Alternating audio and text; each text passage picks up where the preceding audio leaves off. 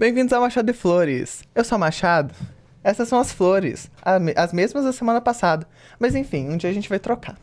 O que acontece é que hoje nós vamos sentir a vida e a natureza novamente. Porque eu não tô com esperança nenhuma na vida. Porque, né, agora onde a gente tá gravando, abriu as inscrições para o Enem. E o que a gente pensa na faculdade no futuro. Vamos ignorar isso por um tempo. E vamos ler hoje. Esse vídeo é totalmente dedicado às minhas amigas Michela e Lola, que me emprestaram esse livro para estar aqui lendo com vocês. Vamos ler Fernando Pessoa. A gente tem aqui essa coletânea de contos, o Eu Profundo e os Outros Eus, de contos, olha, de poesias e escritos. E a gente vai ler o início dos poemas do Alberto Caeiro, que é o heteronômino que fala sobre natureza, sobre o espírito, sobre a metafísica da coisa, entendeu? Então a gente vai estar iniciando nesse momento. O guardador de rebanhos. Eu nunca guardei rebanhos, mas é como se os guardasse. Minha alma é como um pastor, conhece o vento e o sol, e anda pela mão das estações, a seguir e a olhar. Toda a paz da natureza sem gente vem sentar-se a meu lado. Mas eu fico triste como um pôr de sol para a nossa imaginação, quando esfria no fundo da planície e se sente a noite entrada como uma borboleta pela janela. Mas a minha tristeza é sossego, porque é natural e justa, e é o que deve estar na alma quando já pensa que existe, e as mãos colhem flores sem ela dar por isso. Como um ruído de chocalhos, para além da curva da estrada, os meus pensamentos são contentes. Só tenho pena de saber que eles são contentes, porque se não soubesse, em vez de serem contentes e tristes, seriam alegres e contentes. Pensar incomoda como andar à chuva, quando o vento cresce e parece que chove mais. Não tenho ambições nem desejos. Ser poeta não é uma ambição minha, é a minha maneira de estar sozinho.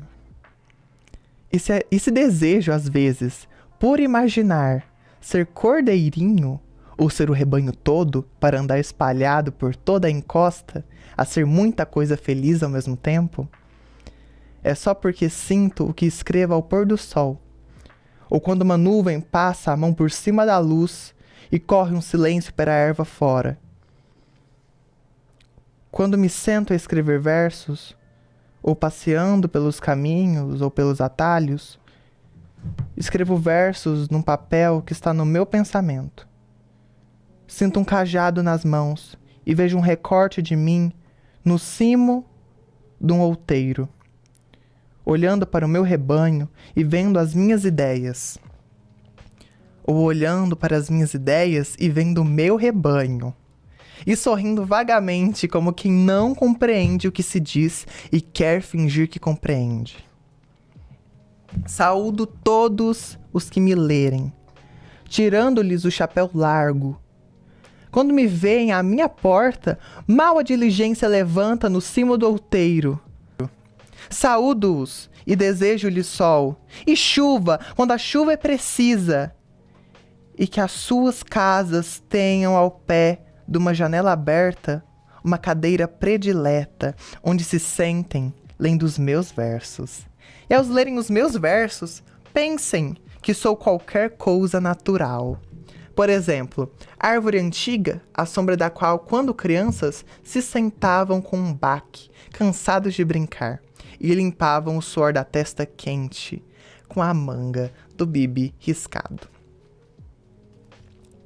Com essa iniciação, a gente já percebe qual é a intenção ali do Fernando com esse heteronômino, né?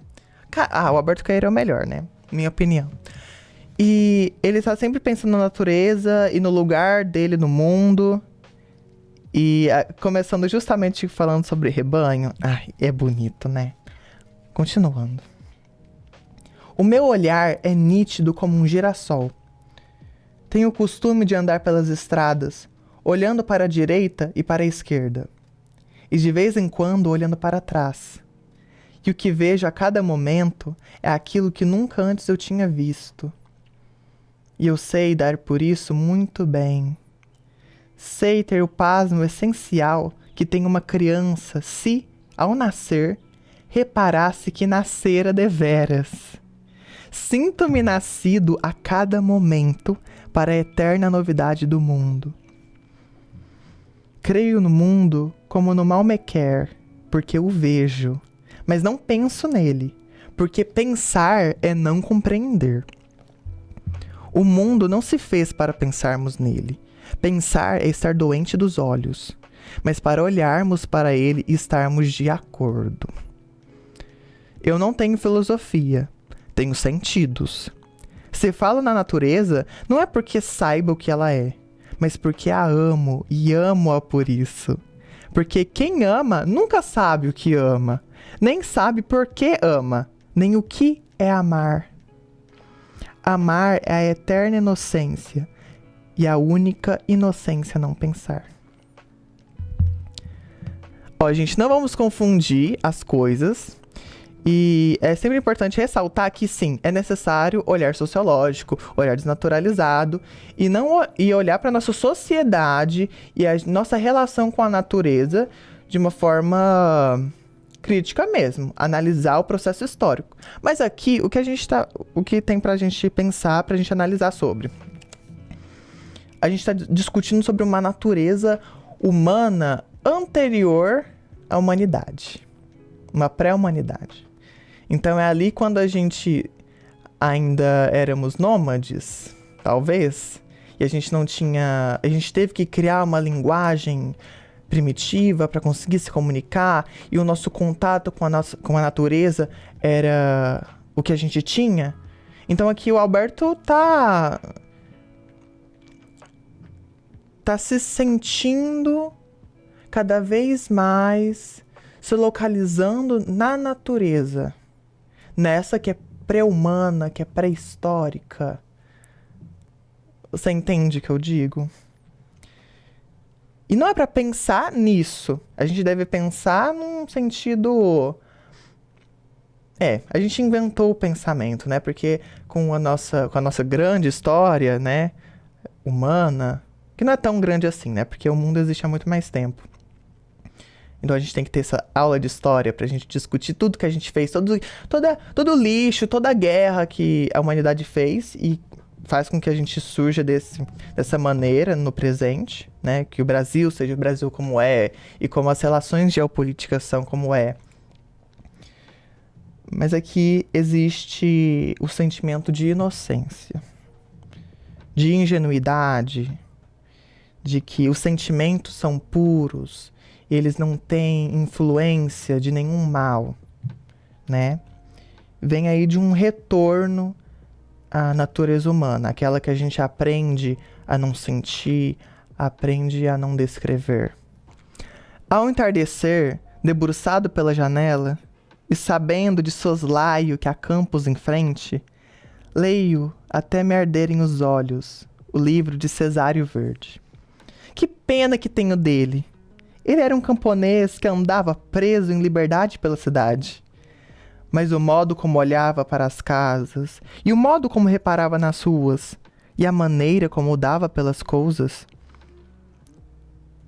e o de quem olha para as árvores, e de quem desce os olhos pela estrada por onde vai andando, e anda a reparar nas flores que há pelos campos.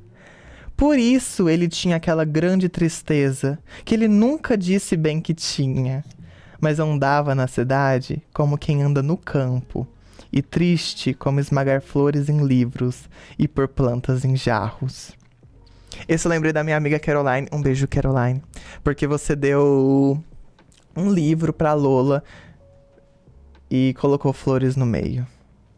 E aqui ele acha triste esmagar flores em livros, mas você vê beleza nisso. Vamos continuar. Esta tarde, a trovoada caiu pelas encostas do céu abaixo, como um pedregulho enorme. Como alguém que de uma janela alta sacode uma toalha de mesa e as migalhas, por caírem todas juntas, fazem algum barulho ao cair. A chuva chovia do céu e enegreceu os caminhos. Quando os relâmpagos sacudiam o ar e abanavam o espaço, como uma grande cabeça que diz que não sei porquê, eu não tinha medo. Pus-me a rezar a Santa Bárbara, como se eu fosse a velha tia de alguém. Ah, é que rezando a Santa Bárbara, eu sentia-me ainda mais simples do que julgo que sou. Sentia-me familiar e caseiro. E tendo passado a vida tranquilamente, como o muro do quintal, tenho ideias e sentimentos por os ter, como uma flor tem perfume e cor. Sentia-me alguém que possa acreditar em Santa Bárbara. Ah, poder crer em Santa Bárbara. Quem crê que há Santa Bárbara, julgará que ela é gente invisível ou que julgará dela? Que artifício! Que sabem as flores, as árvores, os rebanhos de Santa Bárbara? Um ramo de árvore, se pensasse, nunca podia construir santos nem anjos. Poderia julgar que o sol é Deus e que a trovoada é uma quantidade de gente zangada por cima de nós. Ah, como os mais simples dos homens são doentes e confusos e estúpidos ao pé da clara simplicidade e saúde em existir das árvores e das plantas. E eu, pensando em tudo isso, fiquei outra vez menos feliz. Fiquei sombrio e adoecido e soturno, como um dia em que todo dia a trovoada ameaça e nem sequer de noite chega. Pessoas zangadas é a trovoada. A trovoada, eu fui ensinado que é São Pedro arrastando o guarda-roupa. Mas tem gente que fala que é Jesus, que é Deus. No céu, olha só que incrível. Tem esse pensamento de que acima de nós existem pessoas, ou deuses, ou santos, o que seja, que são iguais a gente. Que têm o seu cotidiano e arrastam guarda-roupas e são zangados e choram. E, né, a chuva é um choro, muitos dizem. A metafísica bastante e não pensar em nada. O que penso eu do mundo? Sei lá o que eu penso do mundo. Se eu adoecesse, pensaria nisso. Que ideia tenho eu das coisas? Que opinião tenho sobre as causas e os efeitos? Que tenho eu meditado sobre Deus e a alma e sobre a criação do mundo? Não sei. Para mim, pensar nisso é fechar os olhos e não pensar. É correr as cortinas da minha janela, mas ela não tem cortinas. O mistério das coisas, sei lá o que é mistério. O único mistério é haver quem pense no mistério.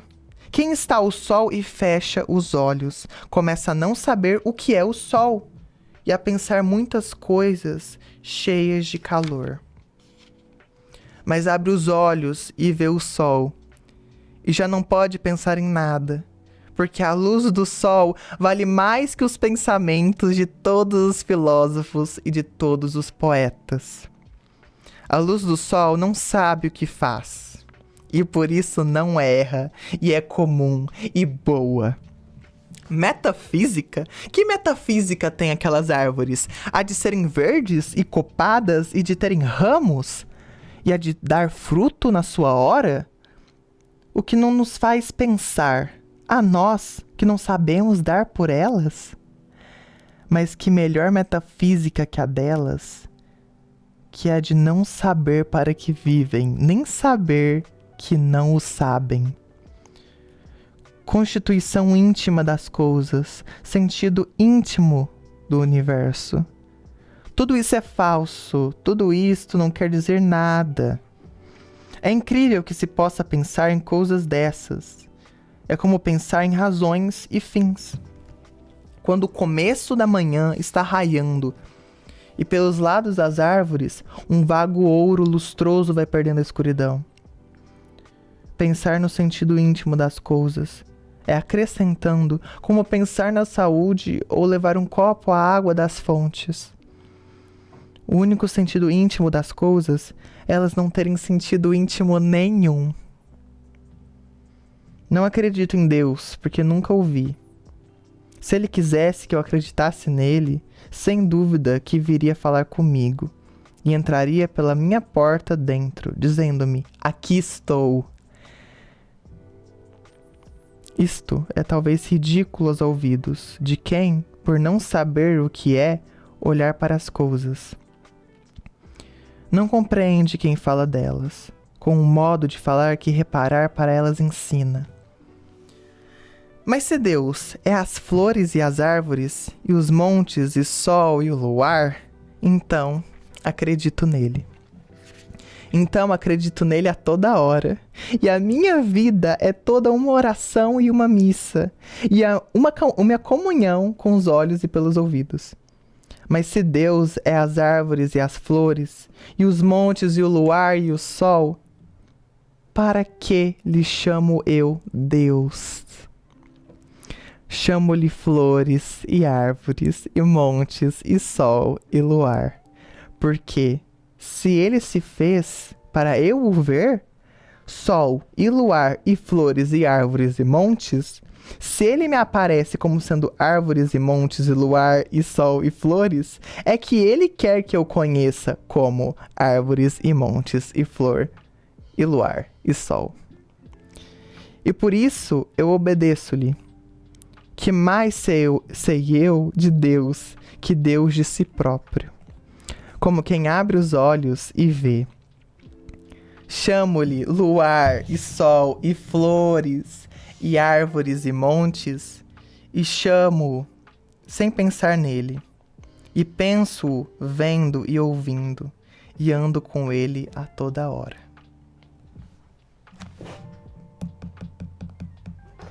E agora? Eu não sei se o nome disso é ser agnóstico, mas enfim.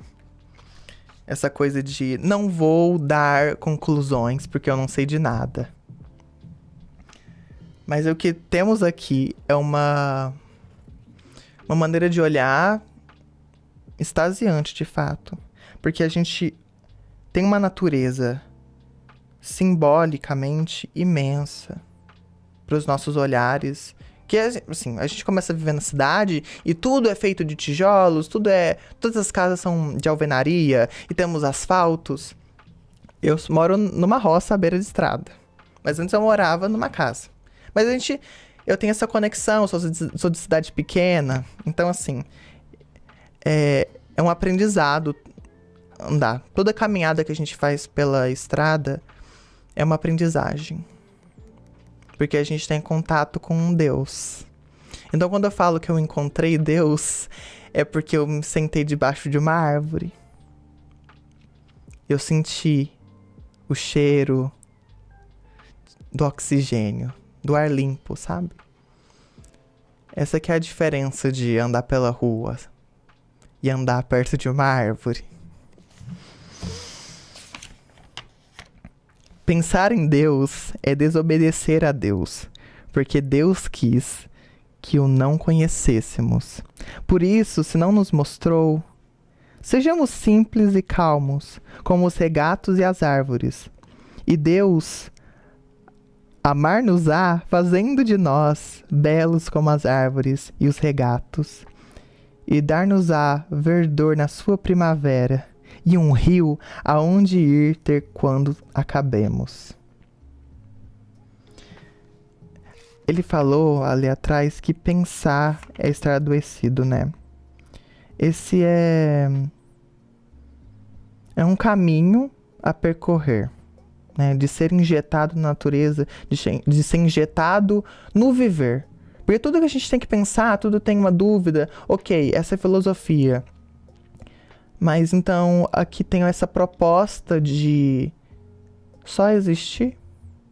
Talvez a linguagem seja o vento, seja a água, seja a sensação. Tudo é empírico e nada é duvidoso. Nada é uma grande questão, né? Eu acho que é por aí o pensamento, aí que é o raciocínio do Alberto. Mas vocês já entenderam porque Alberto é o cara, né? Ele é o heteronômino dele, porque vai ter o Ricardo Reis. Ricardo Reis que é advogado, né? Não sei.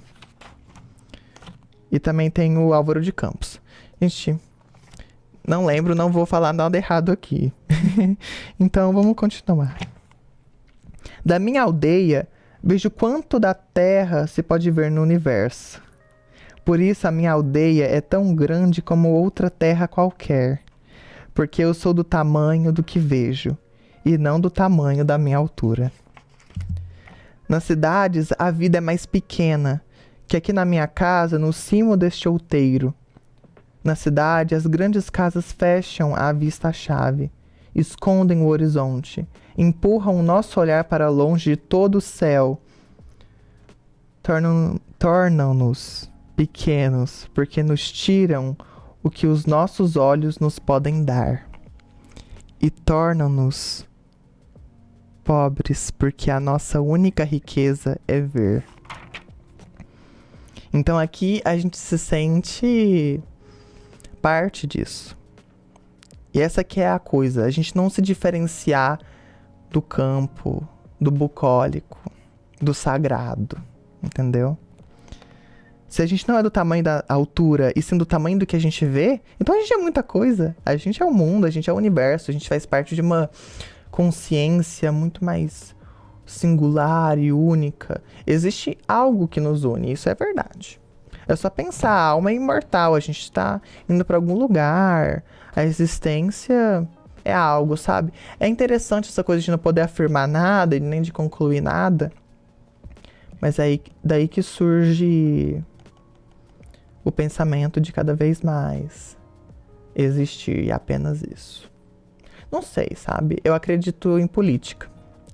Não acreditar nos políticos, mas sim que é necessário pensar no que realmente move o mundo. A gente sabe que o que move o mundo, a energia que move o mundo, é os dos caixas eletrônicos, é o dinheiro e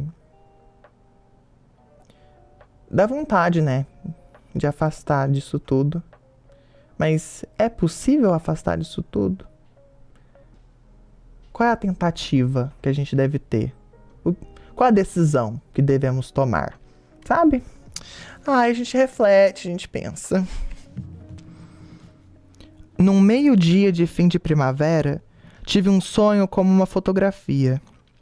Vi Jesus Cristo descer à terra.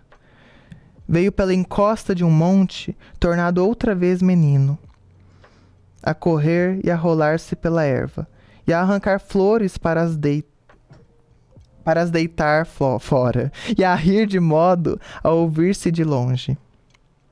Tinha fugido do céu, era nosso demais para fingir de segunda pessoa da Trindade. No céu era tudo falso, tudo em desacordo com flores e árvores e pedras. No céu, tinha que estar sempre sério, e de vez em quando, de se tornar outra vez homem, e subir para a cruz, e estar sempre a morrer, com uma coroa toda à roda de espinhos, e os pés espetados por um prego com cabeça, e até com um trapo à roda da cintura, como os pretos nas ilustrações. Nem sequer o deixavam ter pai e mãe, como as outras crianças. O seu pai era duas pessoas. Um velho chamado José, que era carpinteiro, e outro pai era uma pomba estúpida, a única pomba feia do mundo, porque não era do mundo nem era pomba. E a sua mãe não tinha amado antes de o ter. Não era mulher, era uma mala em que ele tinha vindo do céu, e que queriam ele que só nascera da mãe. E nunca tivera pai para amar com respeito, pregasse a bondade e a justiça. Um dia que Deus estava a dormir e o Espírito Santo andava a voar, ele foi à caixa dos milagres e roubou 3. Com o primeiro, fez que ninguém soubesse que ele tinha fugido. Com o segundo, criou-se eternamente humano e menino.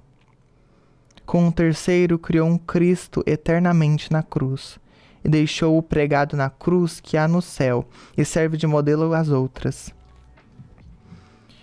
Depois fugiu para o céu, e desceu pelo primeiro raio que apanhou. Hoje, vive na minha aldeia comigo. É uma criança bonita de riso natural. Limpa o nariz ao braço direito, chapinha nas poças de água, colhe as flores e gosta delas e esquece-as. Atira pedras aos burros, rouba a fruta dos pomares e foge a chorar e a gritar dos cães. E porque sabe que elas não gostam e que toda a gente acha graça. Corre atrás das raparigas que vão em ranchos pelas estradas e com as bilhas, as cabeças e levanta-lhes as saias. A mim ensinou-me tudo, ensinou-me a olhar para as coisas. Aponta-me todas as coisas que há nas flores, mostra-me como as pedras são engraçadas quando a gente as tem na mão e olha devagar para elas. Diz-me muito mal de Deus, diz que ele é um velho estúpido e doente, sempre a escarrar no chão e a dizer indecências. A Virgem Maria leva as tardes da eternidade a fazer meia. E o Espírito Santo coça-se com um bico, empoleira-se nas cadeiras e suja-as. Tudo no céu é estúpido como a Igreja Católica. Diz-me que Deus não percebe nada das coisas que criou. Se é Ele que as criou, do que duvido? Ele diz, por exemplo, que os seres cantam a sua glória, mas os seres não cantam nada. Se cantassem, seriam cantores. E os seres existem e mais nada, e por isso se chamam seres. E depois, cansado de dizer mal de Deus, o menino Jesus adormece nos meus braços e eu levo-o ao colo para casa. Ele mora comigo na minha casa, a meio do outeiro. Ele é a eterna criança, o Deus que faltava. Ele é o humano que é natural, ele é o divino que sorri e que brinca. E por isso é que eu sei com toda certeza que ele é o menino Jesus verdadeiro. E a criança tão humana que é divina é esta minha cotidiana vida de poeta.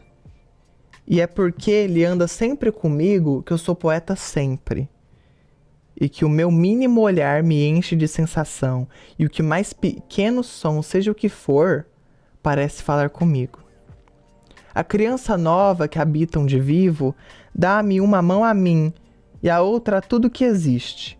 E assim vamos os três pelo caminho que houver, saltando e cantando e rindo e gozando nosso segredo comum, que é o de saber por toda parte que não há mistério no mundo e que tudo vale a pena. A criança eterna acompanha-me sempre. A direção de meu olhar é o seu dedo apontando. O meu ouvido atento alegremente a todos os sons. São as cócegas que ele me faz, brincando nas orelhas. Damo-nos tão bem um com o outro, na companhia de tudo, que nunca pensamos um no outro. Mas vivemos juntos, e dois com um acordo íntimo com a mão direita e a esquerda. Ao anoitecer, brincamos às 5 pedrinhas, no grau da porta de casa. Graves como convém a um Deus é um poeta, e como se cada pedra fosse todo um universo.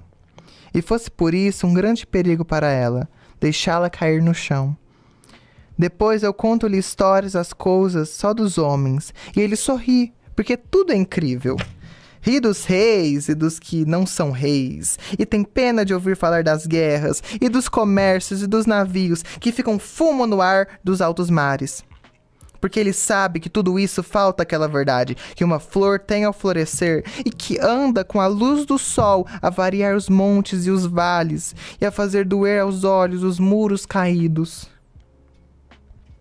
Depois ela adormece e eu deito-o. Levo-o ao colo para dentro de casa e deito-o despindo lentamente e como seguindo um ritual muito limpo e todo materno até ele estar nu. Ele dorme dentro da minha alma.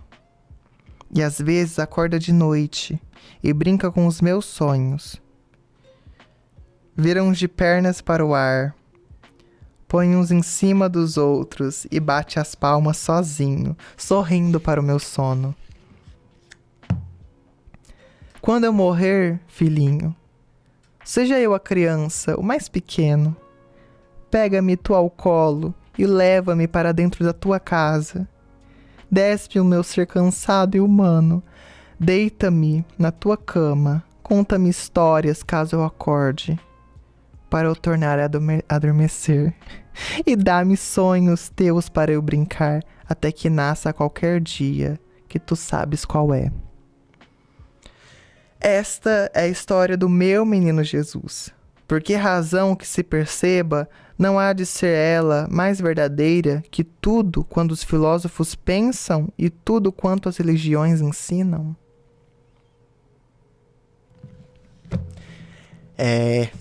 Aqui a gente tem uma história de um menino Jesus, uma releitura, né? Não sei. Não é um menino Jesus bíblico, mas sim um menino Jesus que ele conheceu. É o Deus que ele conhece, né? É uma história longa. Mas, não sei, eu fico até meio assim de comentar, porque eu acredito que os poemas até então, eles dizem por si mesmos, e eles se defendem, né? Porque... essa é a história, entendeu? É isso que o Fernando quis contar, isso que a Hilda quis contar. E isso eu vou estar contando a história de outras pessoas, né? Sou um guardador de rebanhos. O rebanho é os meus pensamentos, e os meus pensamentos são todos sensações.